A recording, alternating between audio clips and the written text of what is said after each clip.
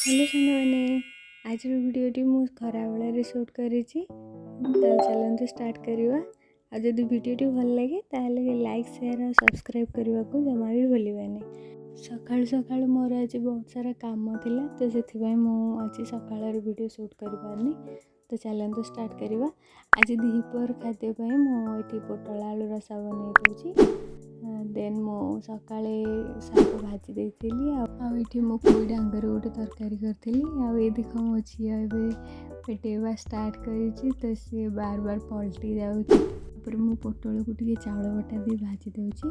ये आम मामा आज पणस इडली करेंगे से बैटर तैयारी करते। फास्ट पणस ग्राइंडर करके चाउल ग्राइंडर करते।